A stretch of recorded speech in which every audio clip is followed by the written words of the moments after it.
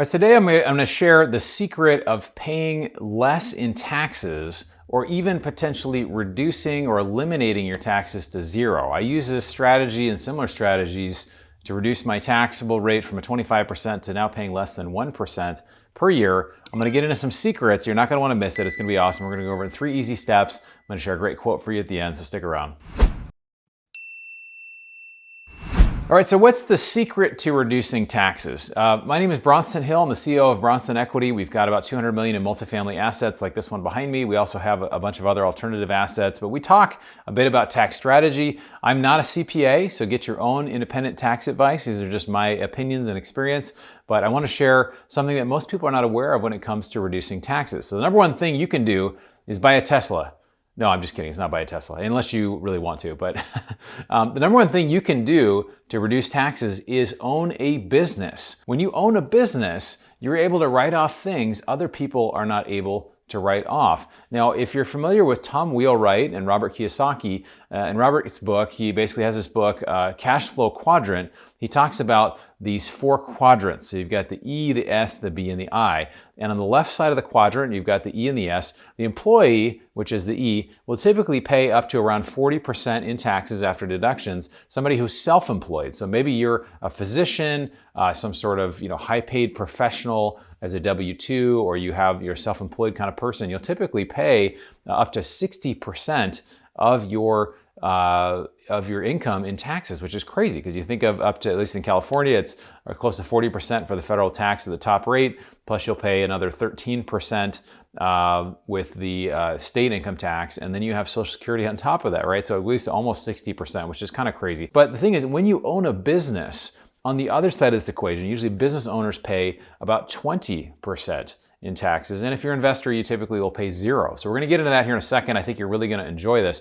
But everything that you do in your business related to your business is a write-off. If you have a home office, then you can write off some of your house, your utilities, some of the payment, whether it's the mortgage or it's other sort of expenses related to that. If you do a trip, I did a trip to Seattle recently, and I spoke at a business meetup and worked with some investors, and for that reason, that trip can basically, the whole thing can be a write-off, right? So if you have a business, and it's not really that hard to set up a business. We're going to get into that here in a second, but all of the stuff that you're spending, all of the things that you're doing, you should have a business, because then you'll be able to write all this stuff off. You can use your car as a business. You can put some sort of a decal or some sort of stuff on your car, or just even as you drive it around, even for other things or commuting, you can potentially find a way to deduct your car, or maybe you use the mileage for something related to your business. So again, there's a lot of ways to be able to do this, but that's just a great way to reduce your taxable income. And if I had more time, I'd get into an example of how that works and ways people are doing it, but there's all kinds of tax strategists out there that do this, and a lot of times it just comes from starting a business and finding a way to find the expenses that you can relate to the business. And so, really, how do you start a business, right? What's the easiest way to start a business, right? Well, right now you can there's a group called Wyoming Agents LLC. It's less than $150 a year to both start the business and have it in good standing with the state and have a registered agent, have everything there. You can essentially do it for as cheap as $25 or $50, which is amazing. But basically, you have a business, you have a tax person that can tell you what you can write off. You can be a consultant at your job, like I mentioned, trips, sometimes even trips that you're doing personal things on, or you're taking a vacation. If you can somehow tie it to your business, or it's around a conference or something else, you can usually use a lot of those expenses and write them off. So a lot of people that I talk to are interested in getting into real estate, or they've started getting into real estate, but they don't have an LLC, they don't have a business. And when you have a business, it does allow you to start writing some of this stuff off. You have expenses related to it, you have income coming in through it. Now you're able to basically offset a lot of income through that as well. There's one other secret that I wanted to share. So the best one, I think, is having a business. But for some people, you can do what I did, which is you can become a real estate professional. So there's something called the real estate professional status. And this is an IRS designation. So the IRS actually came up with this idea. And it's not a secret, but it's a secret. Most people don't know about it, but it allows people to actually get to 0.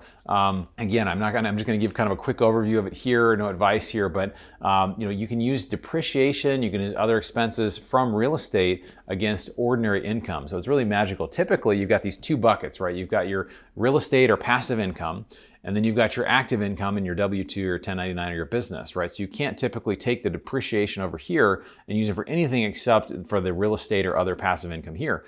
But when you're a real estate professional, you can use the depreciation, which the last few years we've had bonus and accelerated depreciation. You can use all that against ordinary income. So we're seeing some phasing out of this, but this year it's at 80% instead of 100%. So there's still some incredible tax benefits.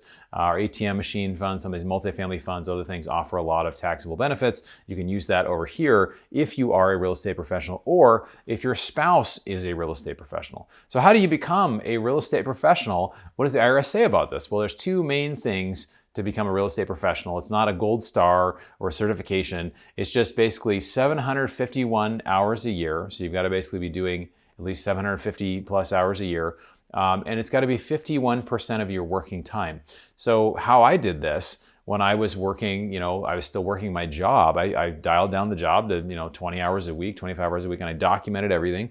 And then I got to where my hours in real estate was significantly higher, right? So I was doing 30 hours a week or more in real estate, and it allowed me to basically say, okay, the hours are here. So they just do it simply by hours, which is kind of an interesting way to designate it. But you think about this too, is why would the government give you these incentives, right? Well, when you own a business, what happens over time is you typically are someone that starts creating jobs because now you're a small business. I think it's something like 50% of jobs are from small businesses that typically only have less than 10 or 20 employees. So if you have a small business, typically, like for me, it becomes like you start out as a side thing and then it becomes, oh, this is a business, and then you can hire people. So the government wants to provide incentives for people that are business owners to be able to run their business and create jobs. The other thing is with the real estate professional designation, when we buy an apartment building like this one, we're creating livable spaces and spaces that are nice for working class people to come and live in. So everybody needs a place to live. They say there's a shortage today of 3 to 7 million apartment units.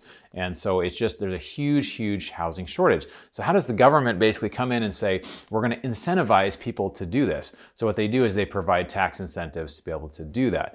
And the other thing is there's things around energy, the energy space, oil and gas, other things. We've done some of those deals in oil and gas. And they give incentives. They're not loopholes. Loophole is like someone else gets the loophole, but when it's, if it's your neighbor gets it, but if it's you, it's an incentive, right? So you're partnering with the government so that they don't have to provide the housing, they don't have to provide the energy, and they're not as efficient as the private world is at providing these things. And it works really pretty much the same in almost every country of the world. Tom Wheelwright says it works pretty much the same, these numbers, these percentages, as far as how much people pay in taxes, because governments want to incentivize people to create these for individuals. So that's how the game is played. I'm not saying it's right or wrong, it's just the way it is. And if you wanted to find a way to reduce taxes, I found I could go from making $200K a year to making about $140K a year, or 140, 150, and it would be about the same, because I was making, even if I was making less money, I had as the same take home, right? Which is really magical. We have, I share this story a lot. We have a couple guys that, live in California. They sold a medical practice, and they basically, instead of over $2 million in taxes, they got it down to 125K. It wouldn't gotten to zero. They used the real estate professional designation. They used some other kind of investments that allowed for that depreciation, but they were able to get down to 125K, down from over $2 million. So there are ways to do this. There are tax strategies to do this. We help people to try to find a way through unique investing opportunities to invest and to find alternative assets that can really benefit them. Okay, so this is a quote I wanted to share with you. It comes from Ludwig von Mises, who's a great writer, and he said, "What is a loophole?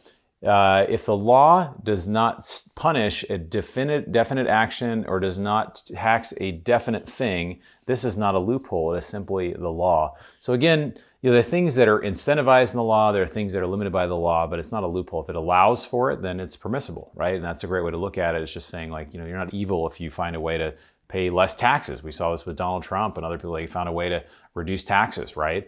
Because they found a way to, he found a way to align his interests with how the government says you can do things. So, I wanted to share this video with you, how to 10x your life goals. So I'm a big goals person. It's allowed me to, 25x my net worth the last 4 or 5 years. You can check it out up here. You're going to love it. And then if you haven't joined our investment club, We've got our unique, some of the deals I talked about. You're not hearing about some of these great deals. Check it out in the link below. Set up a call with our team and we will connect with you and get you on our deal list, let you know when we have these new exciting deals come out.